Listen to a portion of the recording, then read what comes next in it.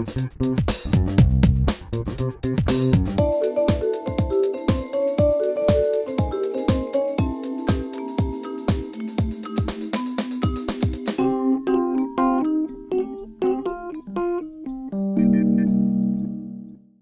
a regardé La liste de Schindler, qui est un film qui parle de la déportation des Juifs et tout ça.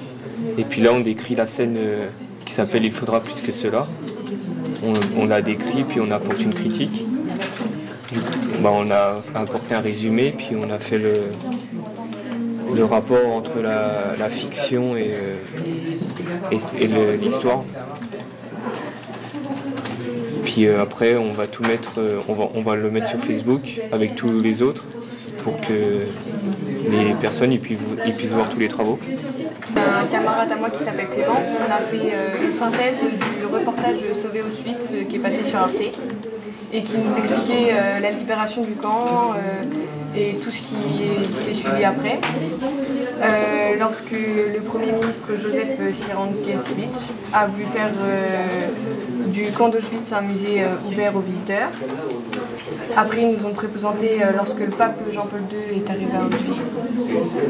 Quand il évoqua l'histoire d'Edith Stein, qui est une juive convertie au catholicisme, qui est devenue carmélite avant d'être déportée à Auschwitz. Et elle est morte là-bas. Donc après, ils nous ont expliqué l'histoire des carmélites. On a plusieurs reportages aussi par rapport aux intervenants qui y sont allés à Auschwitz, comme l'avocat Theo Klein et le cardinal Lustiger. On a aussi des images quand l'État d'Israël et les anciens déportés ont organisé la marche de la vie. Il y a aussi l'intervention de Marcello Pezzetti, qui est un historien qui a essayé de faire des recherches sur ce qu'étaient devenues les chambres à gaz. On a aussi Serge et Bill Skarsfeld qui ont retrouvé la trace du Judenrein, la voie ferrée par laquelle entraient les trains dans le camp, pour ensuite effectuer la sélection entre les hommes, les femmes, les enfants, etc. Et il nous montre qu'aujourd'hui le camp il est ouvert aux visiteurs. Des habitations sont construites très près du camp. Et donc chaque jour il y a plein de visiteurs qui viennent visiter ce lieu pour passer lourd et comprendre l'histoire des Juifs. À partir de quels éléments de recherche vous avez pu monter ce documentaire? On a regardé le documentaire en entier et à partir de ce moment-là, on a sélectionné des images et les intervenants qui venaient. D'accord. Et c'est à partir de ce moment-là qu'on a fait une sélection. Pas facile, hein? On s'est dit ça, c'est plus intéressant. Lui, il nous montre, comme par Marcello Pezzetti, qui fait des recherches sur ce qui est devenu les chambres à gaz. Il nous explique après toute l'histoire, comme quoi il y a des gens ensuite qui ont habité dans l'immeuble de la chambre à gaz, qui a ensuite après du coup ça a été détruit et qu'il reste plus que 3 tombeaux. Après, il nous explique les imitations de ce qu'ils ont fait aujourd'hui du musée du camp d'Auschwitz. Et tout ce qui, à un moment donné, il y a aussi des habitants autour des maisons qui se plaignent des visiteurs qui viennent, etc. Enfin, après, c'est un reportage très intéressant qui peut nous montrer justement un avant-goût avant le voyage.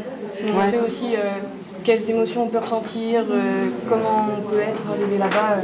C'est vraiment très intéressant. Ça fait 2 ans qu'on travaille sur le projet pour le voyage à Auschwitz. On a notamment visité le mémorial de la Shoah à Paris. Et suite à ça, on a fait plusieurs travaux qui résumaient ce qu'on avait vu. On a notamment travaillé sur le mur des noms, qui est un des monuments plus importants du mémorial. On a aussi travaillé sur l'étoile, le monument de l'étoile juive qu'on trouvait dans le mémorial. Ensuite, on a travaillé sur un témoignage d'une femme qui a fait les marches de la mort, donc qui est revenue des camps. Et donc c'est un témoignage qui a été enregistré au mémorial. Et du coup, c'était très intéressant. On a également travaillé sur plusieurs cartes d'identité juives, où on démontrait bien la violence qui était faite envers eux de leur carte d'identité. On a également retracé l'histoire de l'étoile juive, parce que c'est quand même grâce à ce symbole-là, à cause de ce symbole-là, qu'ils étaient persécutés. Et on a visité plein d'autres choses, comme le musée de l'immigration, qui nous permettait de lutter contre le racisme également. Ça fait 2 ans qu'on travaille là-dessus et c'est un projet qui nous tient assez à cœur parce que c'est vraiment une visite qu'on a envie de faire au Auschwitz parce que depuis le temps qu'on en entend parler de ce qui s'est passé là-bas, c'est quand même assez intéressant de voir réellement le lieu. Oui, voilà, on veut se rendre compte, quoi, et faut pas oublier, quoi, en fait. C'est important. Un devoir de mémoire, comme on dit. C'est ça. On a utilisé le logiciel Tour Builder, le site, pour représenter plusieurs lieux qui existent à la Pologne. Par exemple, qui sont liés aussi au génocide des Juifs.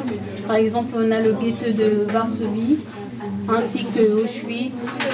Et là, on zoome sur les lieux exactement sur la carte.